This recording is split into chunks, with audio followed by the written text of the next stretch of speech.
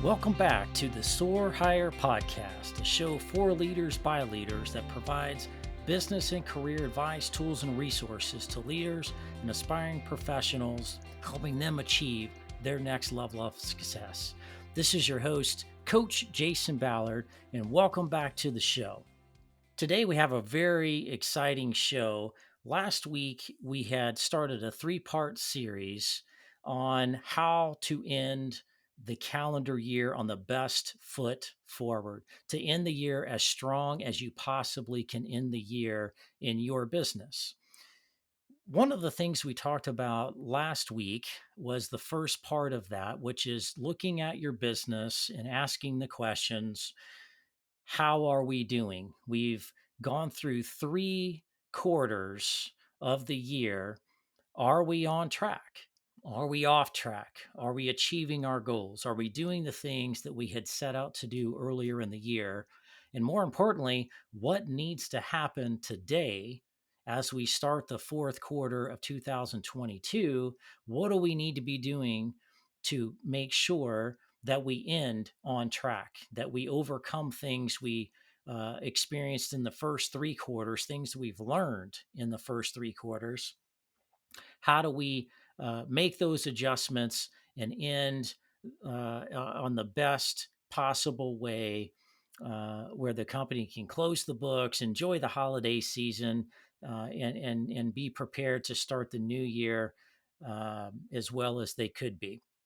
And so last week, to kick off this um, new three-part series, we had my good friend Alan Priest, who's a certified public accountant, was on the show, and we talked about how to be looking at your business financially speaking, looking at your P&L, looking at your balance sheets, looking at all of the financial aspects, your sales, your revenue, your profits, and asking these types of questions. Are we where we need to be? And he gave us a lot of really, really good advice on how to navigate that process and tips on what to do moving forward. So you can put your company in the best possible situation to win in the fourth quarter.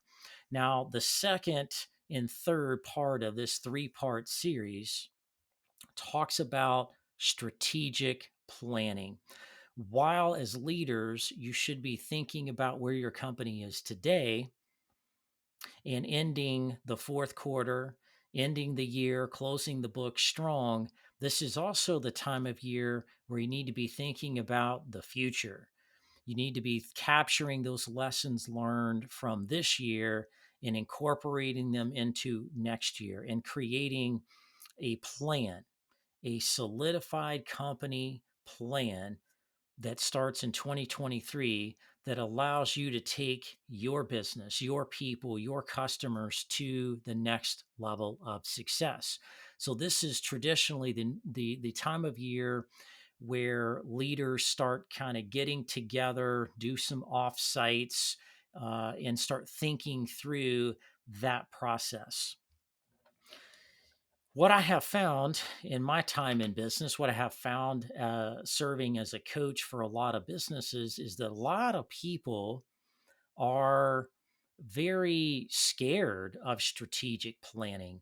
When they think of strategic planning, they think of it of something that like a major corporation does, and it's a very laborious thing that takes many, many, many months to think through and plan. And in some cases, that may be true, but for small and medium sized businesses, what we have found is a lot of people are just scared of it. They don't know what a strategic plan really is, what it really consists of, how to put one together, how to execute one. And so what do? They don't do it at all. And they lack the necessary planning, which causes them a lot of challenges in their business. And in many cases, it causes them not to grow, not to continuously improve to the level that they could be. Some statistics that I have discovered is that about 80% of the businesses out there don't really take the time to do strategic planning, where they get out of the office, they get together with the appropriate types of people to be thinking through working on the business. They are often quote unquote too busy to get out of working in the business so they can work on the business. Out of the folks that actually do a strategic plan, only 40% of them actually execute it. Most strategic plans will end up getting put in a nice, shiny, bright binder, and they will sit on a shelf. After about the first 2 to 3 months of a new year, people get busy and people quit looking at it, and it starts collecting dust, which is a very, very big mistake. And so today, on this episode and for next week's episode, we're going to kind of break down the strategic planning process, help you better understand what is this thing really about? How do we carve this up into manageable pieces that we in the team can gravitate around and use as a tool to help grow the company, improve the company, capitalize on opportunities that may be in front of the company to the best of their ability. So, what I have found, when you can break this down with people and you can show them the pathway and how to do this and do it effectively, they're much more successful. A lot of people just get, unfortunately, lost in the process and just kind of give up, and it just kind of falls off to the wayside. So today is a very exciting day. We're gonna define what this is, and then next week we're gonna pull it all together. And between these three episodes in the series that we're in now will help you really ensure you are proactive, you're ahead of the game, and you can take your people and your company into the end of the year and into the new year uh, on a very strong note. So let's kind of break this down. What is a strategic plan? And quite simply, it is a single document that captures all of the important aspects of what should be happening in an organization, and it is a single page to put people on so that everybody's working off the same playbook across all aspects of your organization. That is your employees, that may be your customers, that can be your vendors, your partners, and all people that play a key role in your business and in the operations of your business, that allows you to grow and to scale as a unified group of people. I liken the example to, folks when they go to church. There's always singing in every church that I've been. It doesn't matter what denomination it is, there's always singing involved. And what I'm accustomed to seeing, and what a lot of folks are as well, is either they will have a hymnal in the back of the pew that you can reach and grab, and they'll tell you what page to go to. We're going to sing, from page 232 today, the first and third verse of Amazing Grace, and everybody's going to stand and sing. Or in a lot of churches today, with the technology, they have big screens up and they'll have, visuals and the words on the screen, and you can just go along and sing with the church group in that setting. But what are they really doing there?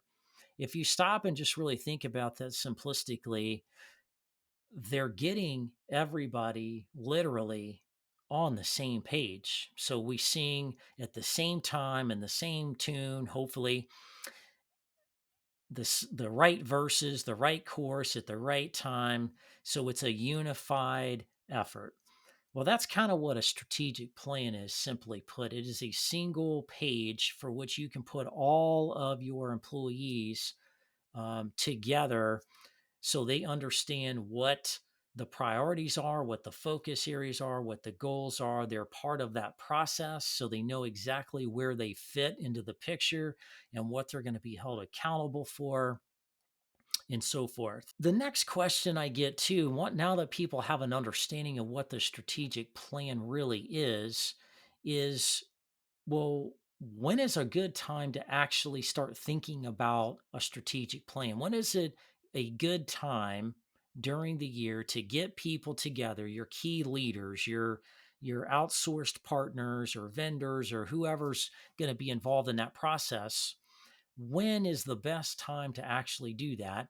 And the answer to that is usually for most companies that are on a calendar year, fiscal year, that usually starts around August, September. Now, if you're in a smaller size company, that can, between September and October, but generally speaking, it's around the September timeframe because it takes, it's not just one meeting to talk about some of these key things. It's a series of some discussions and thinking through the things you need to think through on the level you need to think through it on before this really comes around. It goes through numerous revisions and updates and et cetera to ensure the things that need to be in it have been thought through and are actually able to be executed without breaking the company in the process. So it involves a lot of deep thought and a lot of different perspectives from a lot of different people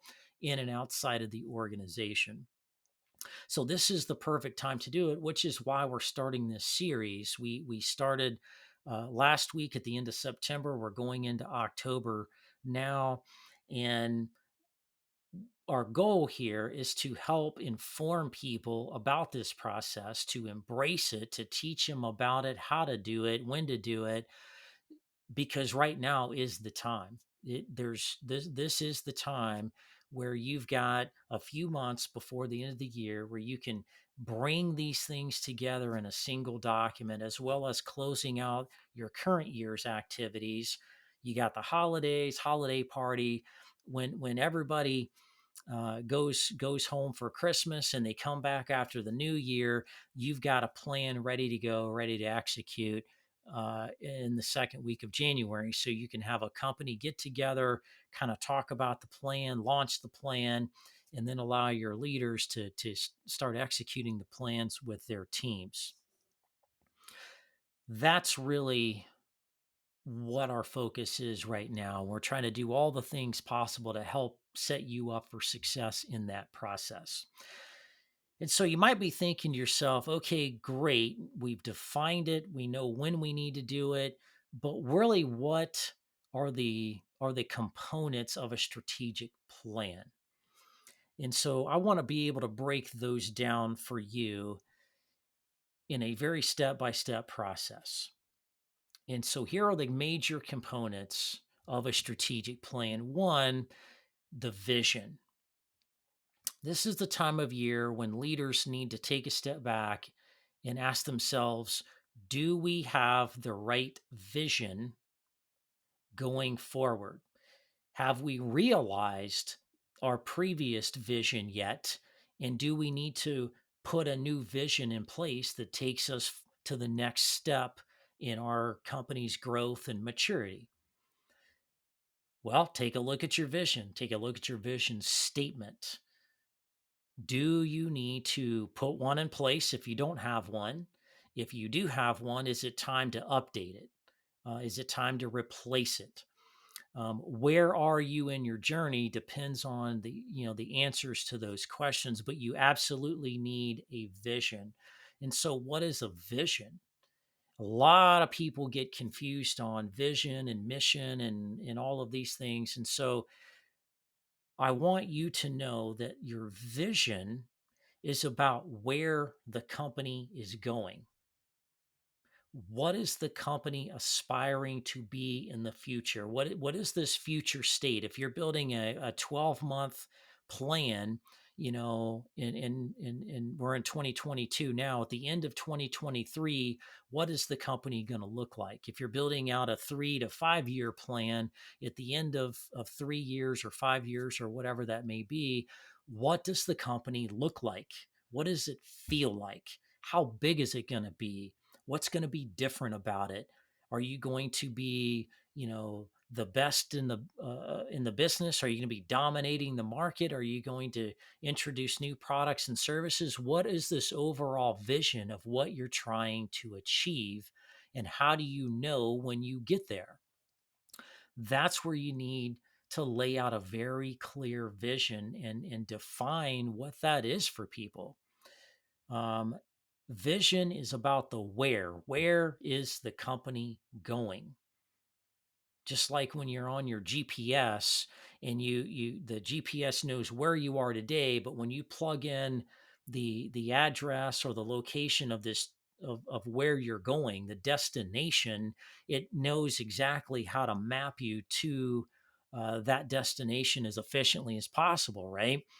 That's what you're doing. You're mapping out the vision, the destination of what that is going to be. The second component of your strategic plan is your mission. Is your mission changing? Do you have a mission? Do you have a mission statement already defined? Do you need to update that, change that, or do you need to create one from existence, right? Where are you with your mission? And so defining the mission is critical. The mission is what you're actually doing. The products, the services, and how you're delivering that is the mission. For me and my company, I'm a coaching and training and assessments company, and I work with businesses all over the world in taking their business from one point to another in time. And my vision of my company is to be the go-to company in the United States of America that people think of when they need a business coach, when they need somebody to help them and their executives grow in their careers and grow the company along with them.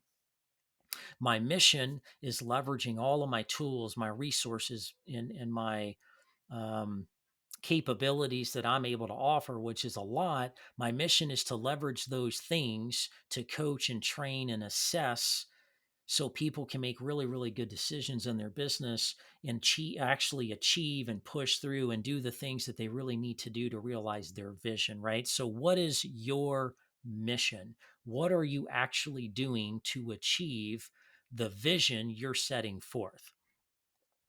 The third thing that is really critical here, almost more important than the first two, is your why, is your purpose. Why are you doing what you do? Why are you even in business to begin with? What is this reason you and a bunch of other people in your company are doing what you're doing? What is that end state of what you're trying to achieve? And why is that important to you? Is this about giving back to the world? Is this about creating a community for people? Is this about making the world a better place? What is your why? And I will tell you, if you don't have that really nailed down, you need to, because people buy the why. They don't buy your products and services, even though they actually do buy them. They're not really buying the products and services. They're buying your why. So you need a really good purpose. If you want to go out and learn more about the purpose, you go out to um, YouTube and you can Google Simon Sinek, the why. He does about a 17-minute TED talk that brilliantly lays that out. It's one of the most widely watched videos on YouTube. Simon Sinek, The Why. It talks about the purpose and how people actually that's what they're buying. They're buying you. They're buying a brand. They're buying, something bigger than themselves. They're part of something unique and different. People go to Starbucks not to spend tons of money on expensive coffees. It's not about the coffee, it's not about the beverages and the food that they sell in Starbucks. Starbucks It's about community. They build facilities and communities to bring the community together. It's kind of a cool, hip vibe. There's music playing. It's a place where people can come together, whether you're a church group or a group of soccer moms or business people of all walks, shapes of life.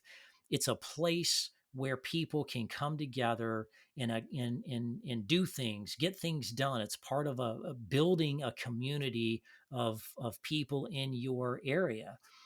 And so I would invite you to really, really think through your purpose. So you got your vision, your mission, and your purpose. Next, you need to figure out your priorities. If everything's a priority, nothing is a priority. So as a leader, you've got to prioritize the priorities and put first things first. Go through the exercise with your team and really dig deep on what your true priorities are. I would also invite you to not list more than five. If you start listing out more than five priorities, it's going to get too complicated. You're going to start losing track of all that stuff. Keep it simple. Pick 3 to 5 most important priorities that need to happen to move the company forward the most in the biggest ways possible, and stick to that. Underneath the priorities, you need some goals. You need some actionable goals of how you're going to achieve those priorities. If your priority is to penetrate the market by 10% more than what you're doing today, great. What's the goal? Each month you set a goal of 2%.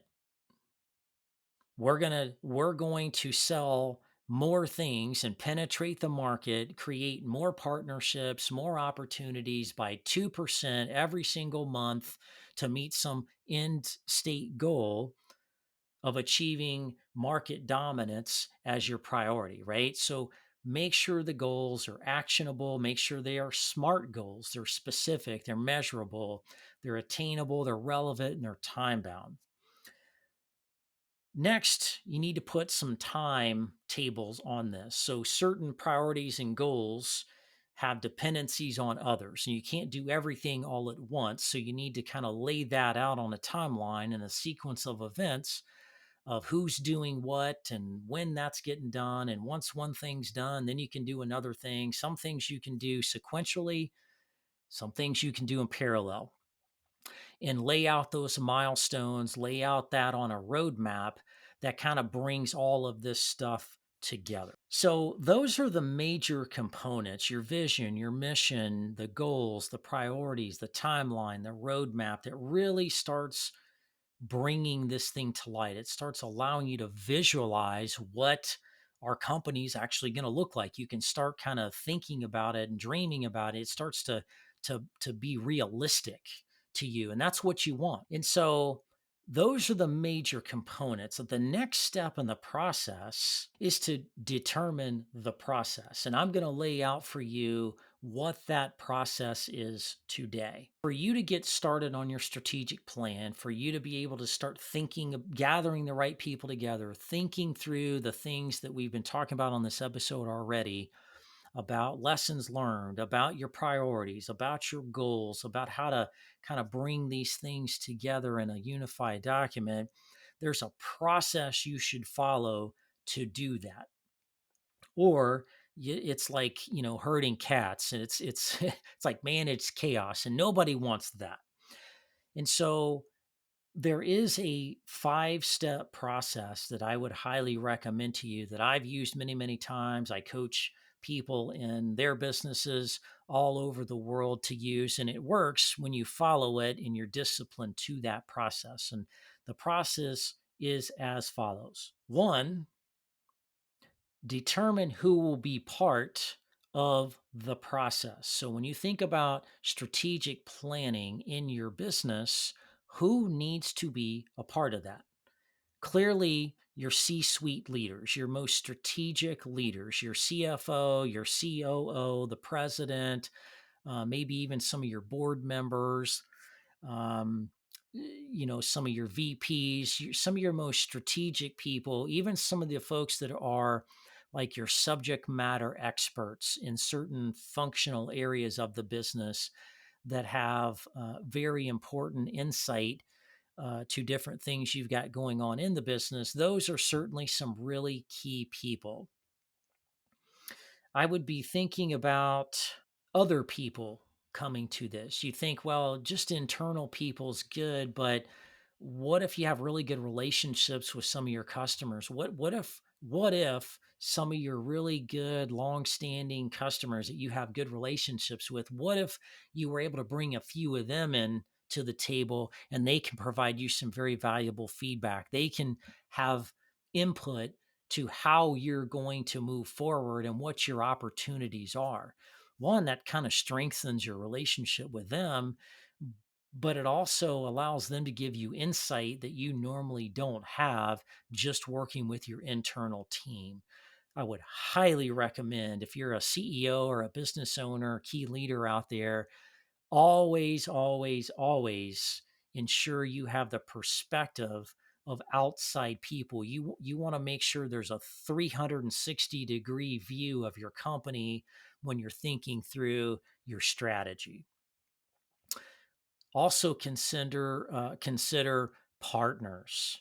Who do you partner with? Whether it's tech vendors, suppliers, those kind of folks that you've worked with that know you well, you have good relationships with. Sometimes they have broader knowledge of the market and can add a lot of value to that market because they have just a different perspective than you and your team working internally inside of your own business. So think about all the people that could really help add value in different perspectives. Again, the key element of strategic planning is thinking outside of the box, putting you and your team in a place where you can just brainstorm and you can talk about the art of the possible and you can kind of dream and think bigger about things and think through things more than your day-to-day stuff that you do in the office. So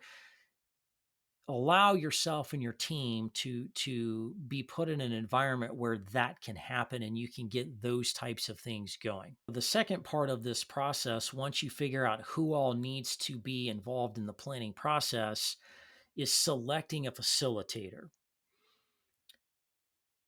It's never a great idea to be a leader in a company and be the facilitator of all of your strategic planning, because it limits your ability to think through that plan. And most people in companies aren't facilitators of these types of things. Yeah, you're used to maybe doing some meetings and hosting some get-togethers, but this is completely different. It takes a certain mindset, it takes a certain way of thinking to facilitate this, to draw out the things out of people and push people to think differently. If you're the CEO of the company trying to facilitate this yourself, uh, a lot of your employees are not going to speak up. I hate to be the bearer of bad news. They're just not going to be willing to speak up and go against the boss or rub the boss the wrong way or go against the grain. They're going to normally kind of, if they see the boss leaning one way or the other, that's where they're going to lean. So you're not going to get the full effect of brainstorming and thought provoking activities that can allow you some breakthrough and innovative moments that can really change the dynamic of your company and maximize the value of even doing a plan. So have a facilitator do that. Have a consultant or a business coach, or maybe somebody like me, an expert that does this, that really can do it and do it well with you and your team and maximize your time together. Get a facilitator, do it the right way. As a leader, if you're the CEO or a president of a company, it's always better for an outside person to come in because they can do more with the group than you can on your own as the leader. You're already wearing enough hats as it is. The third part of this process is the location. If at all possible, I highly recommend that you do an offsite. You get away from the office. Go to a resort, go to a hotel conference center, go to a place where you can turn off the phones, turn off the technologies, and you can focus. You can concentrate in a space where you don't have people interrupting you and things going on that can be disruptive. You want 100% focus, and you can go deep, deep, deep into your company and have really deep, hard conversations about what's going well, what needs to start going better, and ways and options and opportunities that you and the team um, need to be thinking about to move the company forward in the best possible way. And you can't fully do that if you're in the office and people are interrupting and there's a crisis and there's phone calls and dumpster fires going on. That is not a healthy place. Try to get away at least for a day or two and allow this process to unfold in that way. Number four, delegate and assign people to handle the logistics for you. If you're a business leader, you don't want to be the person figuring out the logistics and sending out the invites and all of those things. Either have your facilitator do that, work with the place where you may be going. If you're going to work with a hotel, if you're going to work with a resort or some off-site location, or some kind of a community center or something, work with them to where they can help facilitate the logistics pieces of this, as far as snacks and drinks and lunch, breakout rooms, presentation capabilities and screens and technology and Wi-Fi and tables and pens and paper. you know, Bring somebody with you in the company or have somebody else facilitate that and work out all of those details. So those things are there. So you're ready. So the leaders, the key people that are decision makers that are part of the strategic planning process can fully focus on the tasks at hand, the direction of the company, not all the little details that surround this event and it going well. Fifth and foremost uh, is team building. You've got everybody together, and it's not often that you get the whole leadership team, all your key staff and influential people together at one place at one time. If possible, I highly encourage you, either in the beginning of the process, in the middle of the process, throughout the process, certainly at the end of the process, that you make this a team building event. There's some kind of fun involved in it, whether people go golfing, people throw axes at an axe throwing place, or there's a sporting event everybody goes to, or everybody goes to the bowling alley and competes against each other for some grand prize. You go to a place like Dave and Buster's, whatever that may be for you. Ensure there's fun involved in there, right? You're thinking through some of the most serious aspects of your company and the future of the company and what it's going to look like. That takes a lot of brain cells. And so get your team, once you've done the hard work, get your team out of that mode. Go have fun, go have some drinks, go have some good food, go do something different, horseback riding or river rafting or something that where people you can create memories, you can bond the team together in ways they normally may not get to do those things. I think that's critical because once your strategic plan is built, you and your team have to depend on each other. You have to communicate with each other. You have to trust each other. Team building is critical. It helps you build that trust. So when things don't go well, you can all come together, not fight, not argue, and actually execute as one unified team to move things down the road where you want it to be. Um, those are the 5 steps in the process. Determine who's going to be part of it, pick somebody to facilitate it, find a great location where you can get off site and away from work. Assign appropriate people to handle the logistics and the details so the leadership can focus on the most important things at hand, and then build the team. Have some fun with that. So when everybody comes back to work, they're refreshed, ready to go, ready to execute, and everybody's excited. We have covered the major pieces of strategic planning, how to get that started, what the components are, how to bring people together, what process to follow to ensure you can execute this and do this and do it well. Um, this is not as hard as me people may make it out to be. It's really not that difficult. It just takes a lot of time. Not even a lot of time. It just takes some time. It takes some planning. It takes a lot of thought and coordination and communication.